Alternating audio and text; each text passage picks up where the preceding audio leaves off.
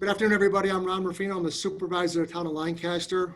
And as you know, we're doing a press conference today. All the towns have kind of gotten together, hoping to get some money in the stimulus package. And the first thing I'd like to mention is I'm very proud of the working relationship that I have with all the supervisors in the towns in Erie County. I'm a new supervisor this year. And without the help of them, this has been very, very challenging, as challenging as it is now. But we've had conference calls a couple of times a week.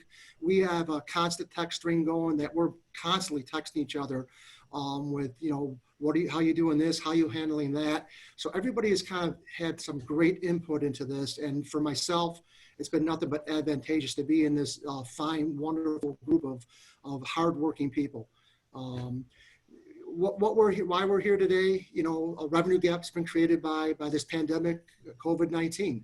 And the biggest hit for I think is, many towns will say the same thing, the sales tax revenue. That sales tax revenue in the town of Lancaster represents 17% of our incoming revenue. We were given letters from the controller about it. First started out with a 10 to 50% loss, depending on how far this will go into. The next letter we received was 10 to 70% loss. And then the last letter we received, I believe last week, was 10 to 80% for the first quarter. That's substantial. And I don't know if people really understand that even when this is done and it's lifted and the restaurants open and the bars open and things of that nature, it's going to have an everlasting effect. People are not going to flock immediately to these places. There's going to be a fear factor. We are going to live a little bit differently as we move on past this pandemic. It's something that's very serious. It's something that we're all dealing with, but the everlasting effects are yet to come. We also have court fees that we're losing. Our courts have been closed since mid-March, all of our courts. And we're being told they're shut down to the end of May. From 2019, we are down 233% in court fees, which equates to $41,000.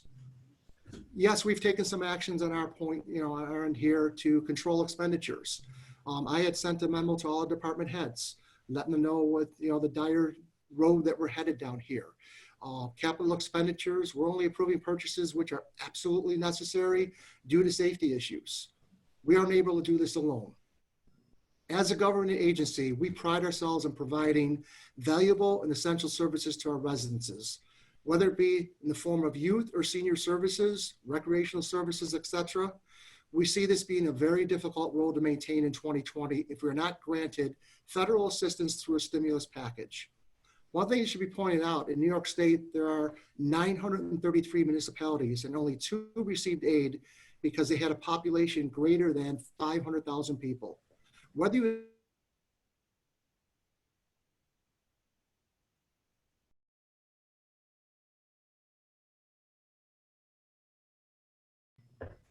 Mary? Yeah, and I guess I want to comment on that too is, as a local government leader, we're the first round of leaders that were forced to follow a tax cap. We're at a 2% tax cap. We did our homework. We've been diligent. We've passed balanced budgets back in November. We've worked within our constraints. We've worked under the tax cap to manage through capital projects, revenue losses. We have even, accelerated what we do in shared services to be very prudent with our tax dollars. And we are the government closest to the people. We're going to have the biggest impact services. When I look at the services we offer as communities, that's fire, EMS, senior services. Those are, highway, police. When you talk about all the services we do and our percentage of what makes up your total town taxes, I think we do it very prudently. And I agree with Ron.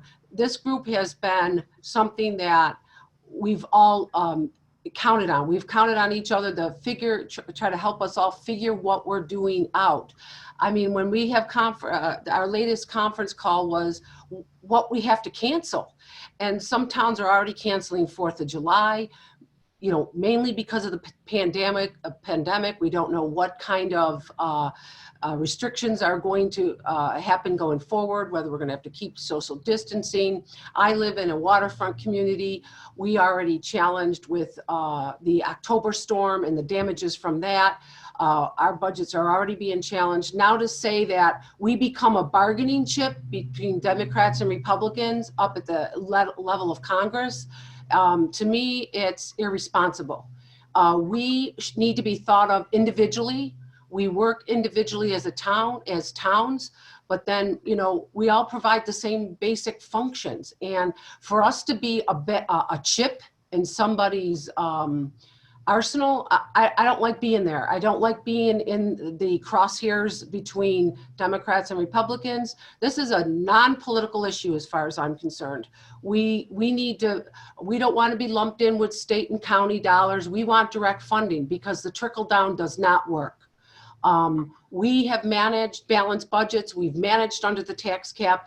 So please manage us separately as well in consideration of this stimulus package. Do not carve us out. We are, again, the government closest to the people, providing the most services to the people. So we impact every taxpayer. And those impact, when I look forward, I don't have a crystal ball, but I look at the school districts and I look at what they're going to be challenged with state aid. And if they have to go over the tax cap and the towns have to go over the tax cap, what is that going to be? What is that going to do to the disposable income of all our taxpayers? There needs to be consideration for local governments, and don't use us as a bargaining chip. Let us stand on our own, because that's how, we're a responsible government. We're a responsible level of government. So that's what I have to say. John? Thank you, Mary. I want to reiterate and agree with everything that Ron and Mary so eloquently have stated. I'm John Whitney. I'm the town supervisor for the town of Grand Island. And like Ron, I'm a newly elected town supervisor. My previous history was 31 years working with the town of Grand Island in the engineering department. I'm the former town engineer. So I have a little bit of history in government, but this is just going to hurt us and impact us in ways that we are not going to be able to recover from. We're going to lose sales tax revenue, mortgage tax revenue, court revenue. And you guys have said it all very well. I don't know that we're going to be able to make these up. And as Ron stated earlier too, events that we're supposed to be holding, our Memorial Day, our celebration is going to be impacted greatly by this. It's going to be reduced. We're probably going to have to do it virtually. Our 4th of July parade, which is one of the largest parades in Western New York, is really up in the air at this point as well. We don't know where we're going. On Grand Island, we've been impacted by a couple of other things. We had an amusement park, Fantasy Island, has recently announced that they've closed.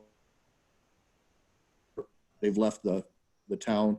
And that creates a huge void for us because there's a lot of symbiotic relationships that come on with that as well. With people stopping at restaurants and things and helping in other ways that are going to hurt us, because all these losses that we're facing this year. So we do need the aid, as Mary had stated. We have passed a resolution talking, as Ron mentioned, the 933 towns in New York State that have only 2 are able to receive aid because their population is greater than 500,000. That's ludicrous. We need to be able to have this aid for all. It's not, they're no different than anyone else. As Ron said, 5,000, 500,000. It doesn't matter. We need the help as well. Thank you. Is there any questions that we can answer? Really going to be behind. I know. And that's, And then come Yep. September, I mean, he's going to have You know like what? 6 months of no learning. I'm just going to add it on. Okay, I'll- I'm fine with that. I'm gonna, Hi, this is Aaron Bessiger from the Buffalo News. Can I ask a question? Sure. Is there anything with each of your towns that you've, is there anything that you've already cut yet?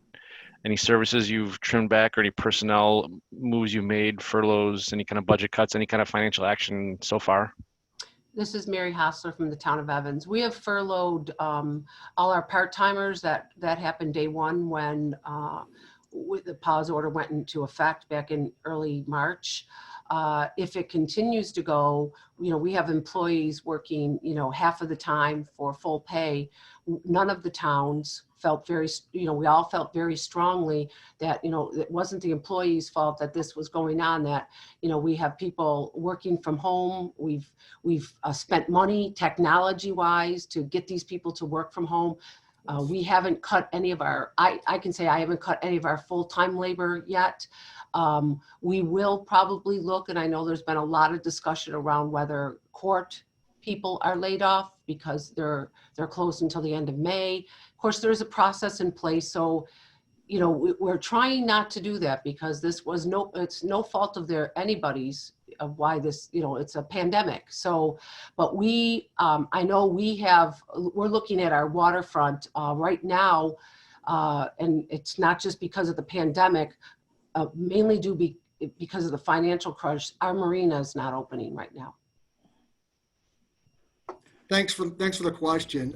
In Lancaster, when I started seeing this coming down, I pretty much run around and gave everybody access to work from home, so we could battle this. Again, we didn't know what was going to hit us.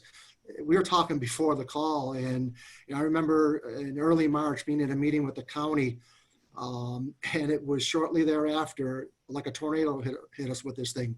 Next thing you know, this whole pandemic was upon us. So we did try to prepare as best as we can, but we didn't think we'd get hit this hard, this early. But having said that, we have managed to keep our full-time employees rotating as well. We have some permanent part-time people working. We don't have any of these seasonal people. We haven't hired any. We probably don't plan on hiring any. We are waiting for some orders to come down that are going to further tell us direction. As far as our courts go, one of the things that I was advocate against is I don't want anybody just sitting home doing nothing. It's not fair to everybody. And what I instituted here in Lancaster was that even though our courts were not allowed to go into the system and work on that stuff, they are making phone calls to seniors. They were given a list of about 1,200 names, so they are rotating through those names. Again, during a pandemic, the seniors are suffering quite a bit. It's nice that they hear from people. It's nice that people are checking up on them to see if there's any needs. So that's what our court clerks are doing today. And much like Ron and Mary on Grand Island, we too have furloughed a number of workers. Courts were mandated by the state to not be in the office, not answer phone calls with respect to court work. I just had a department head meeting this morning via a virtual department head meeting. We have not hired any part-time people yet. We're using full-time people that are on furlough to come in and fill gaps where needed.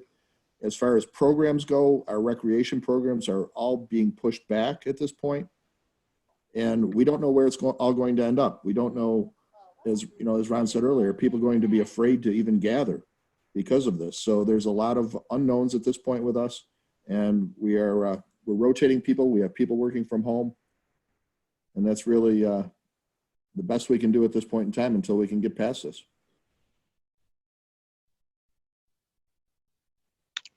Thanks for those answers. Can I ask Mary and John if you have any specific financial projections that you've gotten from your budget people about, what kind of gaps you're looking at?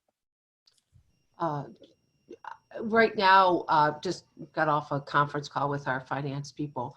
We're looking at right now, when you look at state aid and sales tax, that represents $2.4 million in our budget. We're looking right now at a $1.5 million gap. If sales tax is reduced, by 80%, which is some of the projections that are made, and then we got mortgage tax, you got court fees, and then we've got added expenses such as IT that I'm going to seek the FEMA reimbursement for. So I'm looking at right now 1.5 million. We don't have a specific number on that as of yet. In conversations with my in-house accounting staff, our accountant is a very conservative person who usually always does not put a ton of emphasis on sales tax. So in that respect, we're going to be hurt, but we're still going to keep our heads above water, I believe. Okay, thank you. Just so what exactly have you guys been in contact with the federal reps locally, the senators or the the House reps on this, or how exactly are you trying to get this message to those that can do something about it? We recently had a conference call with Brian Higgins on this very thing. So he is aware of our feelings and our needs. And I would say, unfortunately for us, we have no congressman. Our congressman was Chris Collins. So we went directly to Tom Reed and Senator Schumer. We've had conversations with his office, and also we were, asked to make phone calls to Representative Tom Reed. So, and then they met with Brian Higgins. So we're trying on all fronts. And We're Aaron, trying to stay as unified as we can. As Ron mentioned earlier, the amount of coordination between supervisors that we have had is really over the top for a first-term supervisor. It's very impressive. We're on email threads all the time. We're on text threads all the time. So we're really trying to stay in touch and trying to present a unified voice. and Aaron, to answer even deeper on this, what we're doing here today, it's a plea. We're hoping that the media picks up strong on this to answer our plea and let people know that, we're out there fighting for them. But we're going to continue to do this. We're going to continue to do these press conferences, and we're going to continue to seek money that we feel we well deserve as well, going down the road to help our constituents, bear the pain. And again, like I said, I don't think the answer is going over the tax cap, because the same people that are out there losing their jobs today, you're going to go ask them for more money? That's ludicrous. Can't happen. There's federal aid out there. We need to get federal aid for our people. Well said, Ron. Thank you.